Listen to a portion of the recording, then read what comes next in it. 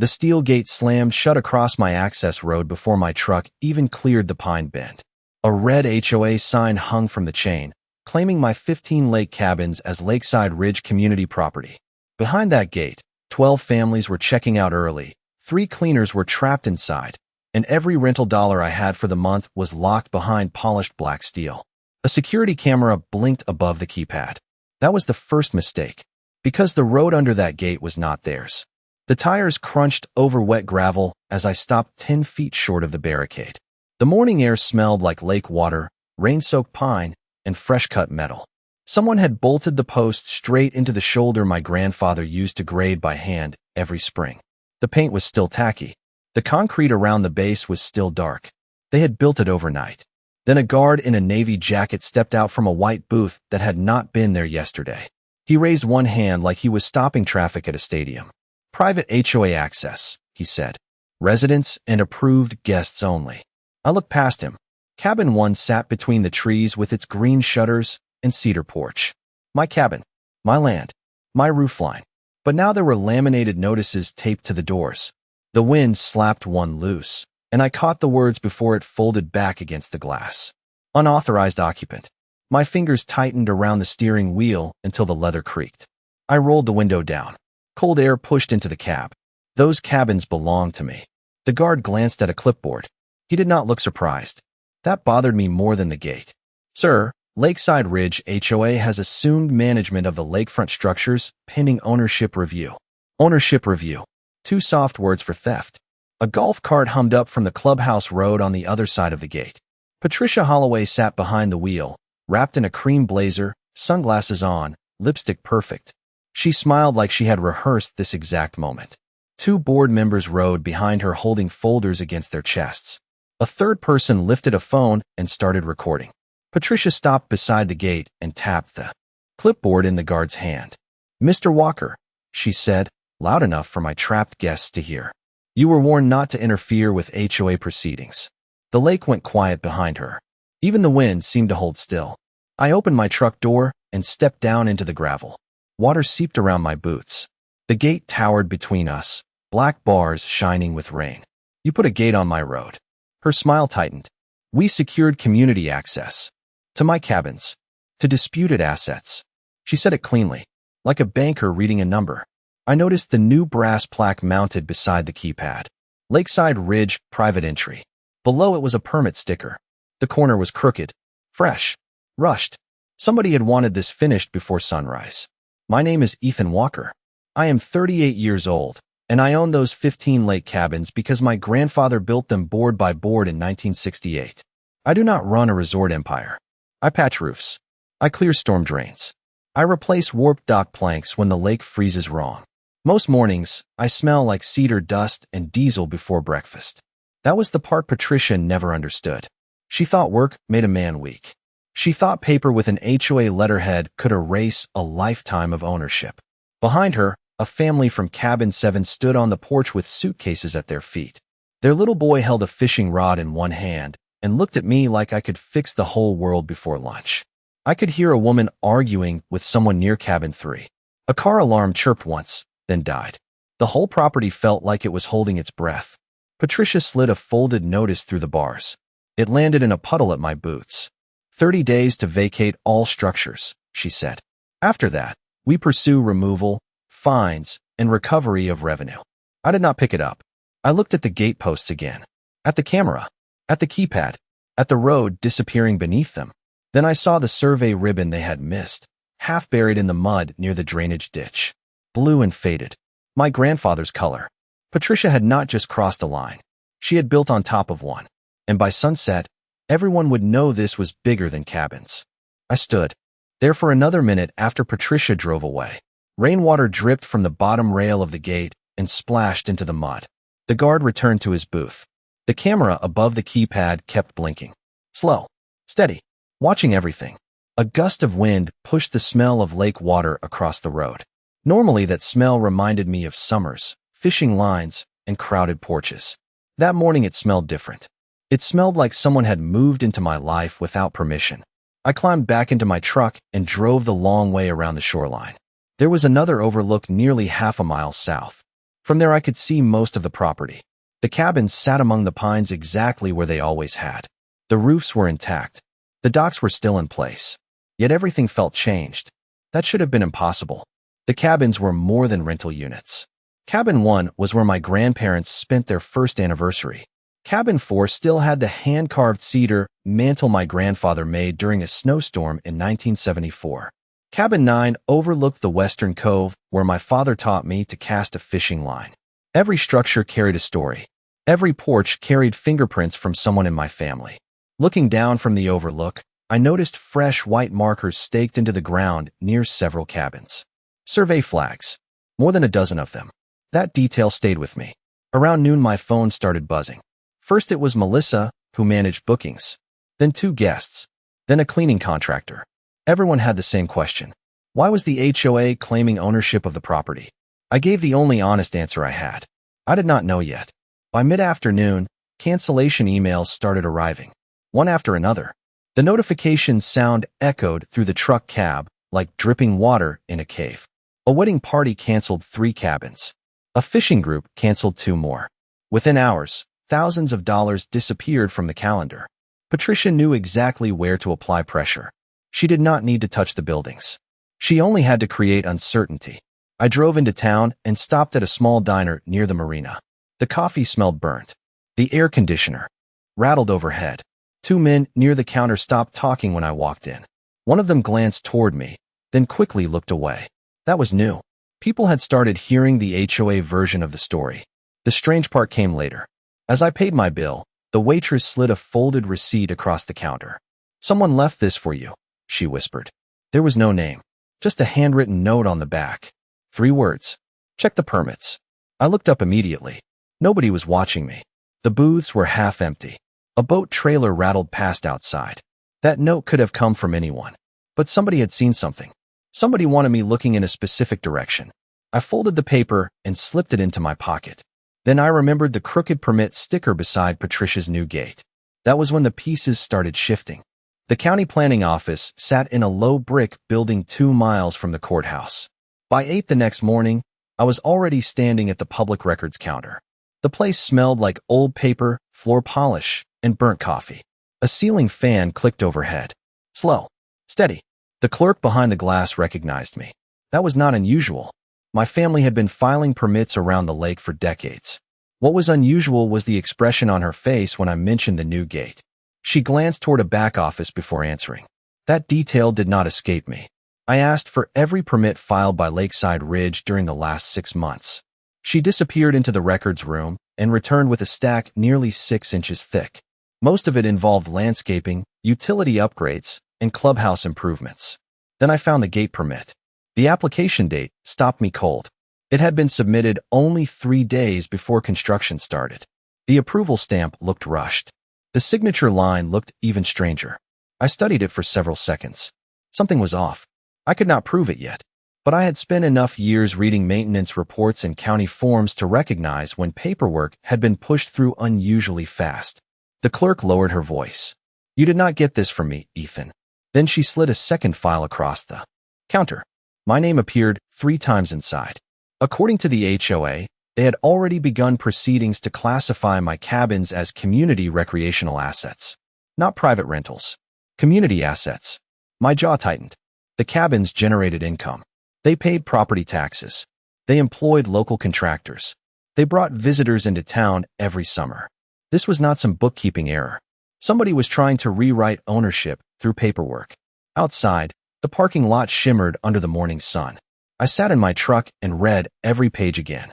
A pattern started emerging. Patricia's board had filed multiple requests in rapid succession. Surveys, boundary reviews, access modifications, recreational zoning inquiries. Individually, none of them looked alarming. Together, they looked coordinated. The strange part was the timing. Most of the documents appeared within the last 4 months. That meant planning had started long before the gate appeared. Long before she confronted me. Long before the notices showed up on the cabin doors. Someone had been building this strategy piece by piece. Around lunchtime, Melissa called again. Her voice sounded tired. Another group had canceled reservations. 2 more cabins sat empty for the upcoming weekend.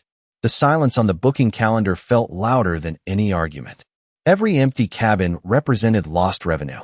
Patricia knew that. She was squeezing the property without ever touching a board or a nail. Later that afternoon, I drove past the HOA clubhouse. Construction crews were unloading decorative stone near the entrance. New signs stood beside the road. Future lakeside resort expansion. I slowed down and watched workers place stakes into the ground. Then I noticed something that made my stomach drop. One of the expansion maps displayed a cluster of cabin icons exactly where my property sat. Not similar cabins. Mine. The rooflines matched. The dock layout matched. Even the shoreline curve matched. They were not planning around my cabins. They were planning with them. That was when I realized Patricia was not reacting to an opportunity. She had been working toward this for months.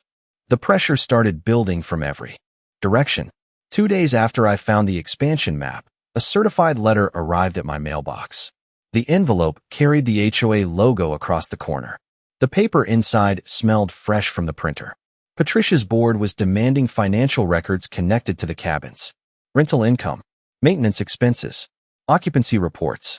They claimed the information was necessary for their ownership review. I folded the letter and set it on the kitchen table beside 3 others. The stack was growing. That should have told me how far they intended to go. By the end of the week, more notices appeared. One claimed the cabins violated architectural standards. Another questioned dock compliance. A third demanded inspection access to structures they did not own. Every document carried the same polished language. Every document created another delay, another expense, another problem to solve. The lake remained beautiful through all of it. Morning sunlight still danced across the water. Loons still called from the northern shoreline. Guests still stopped to photograph sunsets from cabin 12. Yet every peaceful moment felt smaller now. The conflict followed me everywhere. Melissa called almost daily. More cancellations arrived. Several guests told her they had received warnings from HOA representatives. Others said they were uncomfortable staying in the middle of a property dispute. Nobody wanted to spend vacation money on uncertainty. Patricia understood that better than anyone. One afternoon, I drove to cabin 4 to check storm damage from a recent rain. A new sign stood near the shoreline. Future community recreation area. The post had been driven directly into the ground beside one of my docks. I stared at it for several seconds. The wood was fresh. The paint was fresh. The message was not subtle. They were no longer pretending this was a discussion. They were acting as though the outcome had already been decided. A truck door slammed behind me. I turned and found one of Patricia's board members standing near the path. He offered a smile that never reached his eyes. "Big plans coming," he said. "The whole area is going to look different next year." Then he walked away before I could answer. That detail stayed with me. They were talking about future construction as if ownership had already changed hands. The following morning, I met with a local attorney. His office overlooked Main Street. Through the window, I could see traffic moving beneath hanging flower baskets. Inside, the room smelled like leather folders and old books. He listened carefully. He reviewed the letters. He studied the permit copies. Then he leaned back in his chair. "They are creating leverage," he said. "Maybe they do not think they can win outright. Maybe they think they can make ownership too expensive to defend." The silence after that statement felt heavy, because it matched exactly what I had been experiencing. They were not attacking the buildings. They were attacking time, money, patience, reputation. Every day brought another small obstacle. Every obstacle pushed toward the same goal. When I returned home that evening, a package sat on my porch. No return address. No note. Just a worn cardboard box. Inside was a rolled survey map, nearly 40 years old, and someone had circled one section in red ink. The cardboard box sat on my kitchen table long after sunset. Rain tapped softly against the windows. The old survey map was yellow with age and smelled faintly of dust and mildew. Whoever sent it knew exactly what they were doing. The red circle surrounded a narrow strip of land running along the eastern shoreline. At first glance, it looked insignificant, just a thin line cutting through the trees. But the more I studied it, the more familiar it seemed. I unrolled the map completely and weighed down the corners with coffee mugs. Several handwritten notes appeared along the margins. Survey references, measurement corrections, dates stretching back decades. One note carried a name I recognized immediately. My grandfather's. My pulse slowed. That detail mattered. I drove to the workshop the next morning. The old building sat behind cabin 1 beneath a stand of tall pines. The cedar siding had faded over the years. The roof creaked in the wind. I had not searched the place thoroughly since my grandfather passed away. Most of his tools were still exactly where he left them. The smell of machine oil and sawdust lingered in the air. Sunlight filtered through dusty windows and painted long stripes across the workbench. I spent hours opening drawers, sorting through folders, and lifting old storage bins. Most of it was ordinary. Equipment manuals, tax receipts, repair logs. Then I found a metal lockbox buried beneath a stack of weathered maintenance journals. My grandfather labeled everything. This box carried only a single word written in black marker. Road. I stopped moving for a moment. The silence inside the workshop felt heavier than before. I opened the box. Inside sat rolled blueprints, survey copies, handwritten notes, and several property documents sealed inside protective sleeves. My grandfather had organized everything carefully. Almost too carefully. That should have been my next clue. I carried the entire box back to the house and spent the afternoon reviewing every page. Most of the records focused on maintenance responsibilities, drainage work, culvert repairs, grading schedules, snow removal. Then I found an envelope tucked between 2 survey reports. The paper had become brittle with age. My grandfather's handwriting covered the front. For Ethan, if needed. The room suddenly felt smaller. I opened it carefully. Inside was a short letter. No dramatic warning. No grand speech. Just practical instructions. He described a series of documents stored within the box. He explained that certain records should never be discarded. Then came one sentence written in darker ink than the rest. Never forget who owns the road. I read it twice. Then a third time. Outside, wind rattled tree branches against the roof. I went back through the documents with fresh eyes. Suddenly details started connecting. The maintenance records, the surveys, the shoreline references, the narrow strip circled in red. My grandfather had not been preserving random paperwork. He had been preserving a trail, piece by piece, year after year. Somebody had known I would need to find it someday. As evening settled across the lake, I spread every document across the dining room table. That was when I noticed one file missing from the sequence. The gap in the file sequence bothered me more than anything else. Every survey was numbered. Every maintenance record followed a date. Every map connected to another document. Then, right in the middle, one reference pointed to a file that was not there. I checked the lockbox again. Then the workshop. Then the shelves. Nothing. The missing file had a code written beside it in my grandfather's notes. Access Corridor Master Deed. I stared at those words for several seconds. Rain began tapping against the windows again. The sound filled the room. Slow. Rhythmic. Steady. My grandfather was not the type to lose paperwork. If a file was missing, there was a reason. The next morning, I drove to the county archives. The building sat behind the courthouse and rarely saw much traffic. The clerk on duty looked surprised when I requested records dating back more than 50 years. Most people came looking for recent permits or property transfers. I was digging into history. The archive room smelled like dust, cardboard, and old ink. Metal shelves stretched across the room. Gray boxes filled every aisle. Hours passed. I worked through survey references, deed transfers, and easement records. The fluorescent lights hummed overhead. Several times I thought I had reached a dead end. Then I found a reference number matching the missing file from my grandfather's notes. My pulse quickened. The clerk retrieved another storage box from a back room. It contained documents that had not been requested in decades. Most were routine. Then a thick folder appeared near the bottom. Access Corridor Master Deed. The title alone made my hands tighten. I carried the folder to a reading table beneath a lamp. The paper inside was old but remarkably preserved. Survey maps unfolded across nearly 3 feet of table space. Property descriptions stretched for pages. Legal descriptions traced boundaries through trees, shoreline markers, and drainage routes. I followed the highlighted sections carefully. One detail appeared again and again. The road. Not the cabins. Not the shoreline. The road. Every document kept returning to the same narrow corridor. The same strip of land. The same route connecting the outside highway to the entire lakeside development. That should have been my biggest clue. Yet the real surprise came from a handwritten amendment attached decades later. My grandfather had signed it. So had the previous owners of several surrounding parcels. The amendment confirmed maintenance obligations and ownership boundaries. It also included a detailed survey map. I spread the map flat across the table. My eyes followed the route from the highway entrance all the way through the development area. Then I stopped breathing for a moment. The corridor never transferred ownership. Not once. Through every update, every revision, every survey adjustment, ownership remained exactly where it started. The room suddenly felt very quiet. Outside, I could hear distant traffic moving through town. Inside, all I could hear was the hum of the lights overhead.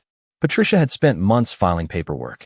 She had built gates, installed signs, ordered surveys, pressured guests, threatened ownership claims. Yet every path I followed kept leading back to the same conclusion. She had overlooked the one thing my grandfather spent decades protecting. I carefully folded the map and slipped the copies into a folder. Then my phone vibrated across the table. The caller ID displayed a name I had not expected to see. The name on my phone screen belonged to Daniel Mercer. He was a licensed surveyor I had worked with years earlier after a storm damaged part of the shoreline. Daniel was not the kind of man who called without a reason. I answered immediately. The archive room echoed softly around me. "Ethan," he said, skipping any greeting. "I heard what is happening out there." I looked down at the folded maps spread across the table. "Then you probably know it is getting expensive." A short silence followed. Paper rustled on his end of the line. "You need an updated survey. A full one." That detail mattered. Most people would have gone straight to lawyers. Daniel was talking about measurements, boundaries, physical facts, things that did not care about opinions. We met the next morning near the old highway entrance. Fog drifted above the lake. Dew coated the grass. The air smelled like wet earth and pine needles. Daniel arrived with 2 assistants and enough equipment to map half the county. Patricia's gate stood in the distance behind them. Black, polished, permanent looking, at least on the surface. The survey took 3 days. Bright orange markers appeared throughout the property. Laser equipment clicked and hummed. Tripods stood beside culverts and drainage ditches. Every few hours, Daniel studied old maps beside new measurements. He rarely showed emotion. That made his reactions easy to notice. By the second day, he stopped twice and checked the same coordinates again. On the third day, he asked to see every document from my grandfather's lockbox. That should have been another clue. Meanwhile, Patricia kept pushing forward. New notices appeared on cabin doors. Another demand letter arrived. The HOA scheduled a special community meeting for the following week. According to the announcement, they intended to present final recommendations regarding ownership and future development. The language sounded official, confident, final. They clearly believed the outcome was already decided. The strange part was how quickly everything accelerated. Construction crews started measuring areas near the clubhouse. New promotional banners appeared beside the entrance road. Future lakeside resort community. Every sign assumed the same thing, that nobody would stop them. I stopped responding publicly. That surprised Patricia. I knew because Melissa forwarded several emails asking why I had gone silent. I ignored them all. Every day, I returned to the cabins. I repaired loose boards, checked docks, trimmed branches. To anyone watching, it probably looked like surrender. The truth was very different. I was waiting. Daniel finally called me to his office on Friday afternoon. The survey maps covered nearly an entire conference table. Colored lines crossed the pages. Measurements filled the margins. He pointed to one section and slid a report toward me. "Everything matches the historical records," he said. Then he pointed toward the narrow corridor that had appeared in every document I found. And this is where they made their mistake. My eyes followed the highlighted route. Every updated measurement confirmed what the old maps suggested. Every boundary marker supported the same conclusion. Years of paperwork, decades of surveys, hundreds of pages, all pointing toward one fact. Daniel looked at me carefully. "You are going to want certified copies before that meeting." Outside his office window, the sun dipped behind the trees. And for the first time since the gate appeared, I finally understood how this was going to end. The community meeting filled the clubhouse beyond capacity. Every chair was taken. Residents lined the walls. Others stood near the back doors holding coffee cups and folded agendas. The room smelled like fresh carpet, printer ink, and rain-soaked jackets. Outside, storm clouds rolled across the lake. Inside, Patricia looked completely confident. She stood at the front beside a projection screen displaying maps and development renderings. Bright colors, new docks, expanded recreation areas. Future plans. My cabins appeared throughout the presentation as though ownership had already changed. That detail drew several quiet nods from the audience. Patricia welcomed everyone and launched straight into her report. She spoke smoothly, professionally. Every sentence sounded rehearsed. She described community growth, property improvements, long-term value. Then she shifted toward the lakefront, toward my property. According to her presentation, unresolved ownership concerns required immediate action. According to her presentation, the cabins would eventually become integrated into a broader community plan. She never once used the word seizure. She did not need to. Everyone understood what she meant. A few people glanced toward me. I remained seated near the back, quiet, listening. That seemed to frustrate her. The strange part came halfway through the meeting. Patricia displayed a large map on the screen. Colored boundaries stretched across the entire lakeside area.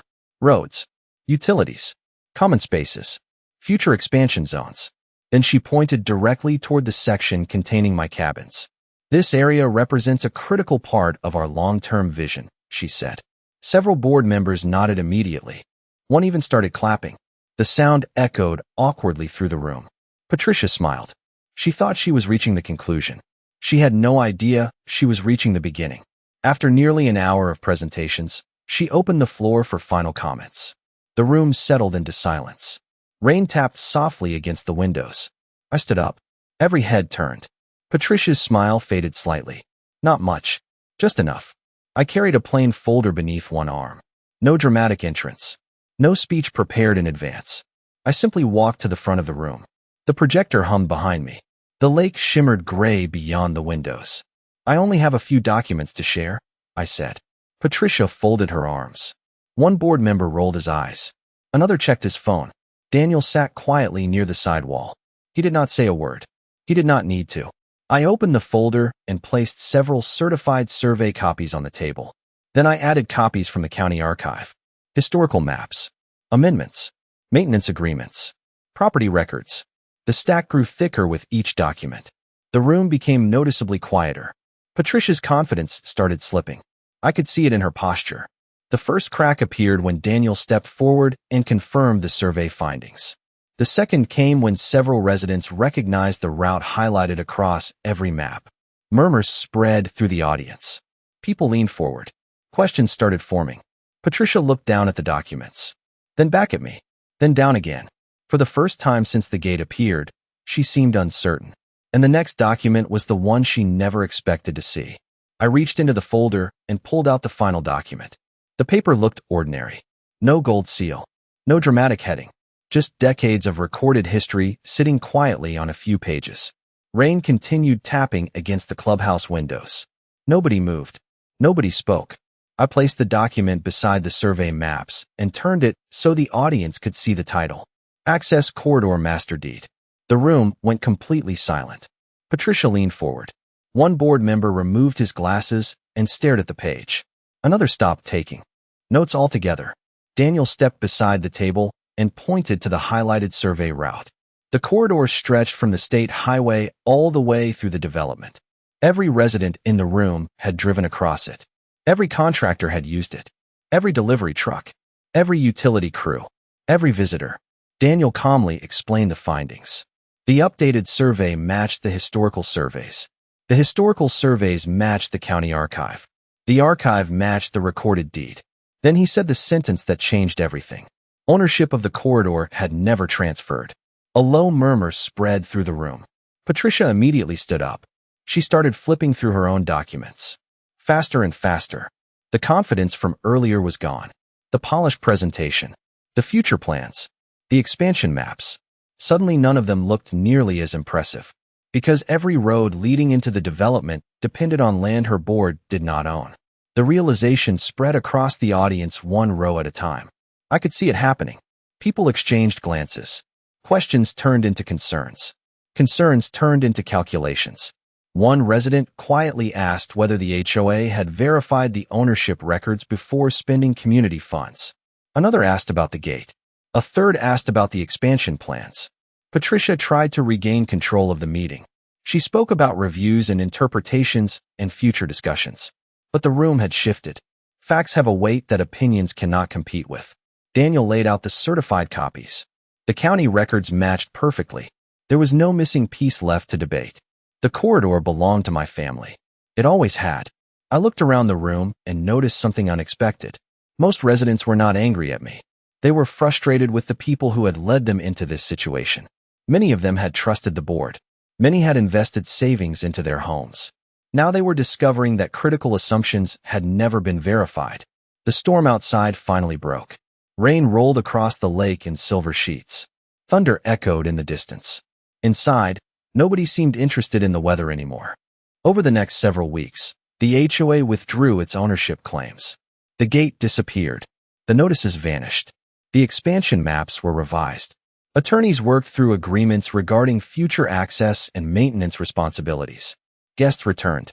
Reservations recovered. The cabins filled again with families, fishermen, and vacationers watching sunsets from the docks. One evening I stood beside the shoreline as the last light faded across the water. The same road stretched through the trees toward the highway. Quiet. Ordinary. Easy to overlook. My grandfather understood something most people never do. The most important asset is not always the one everyone can see. People thought the cabins were the prize.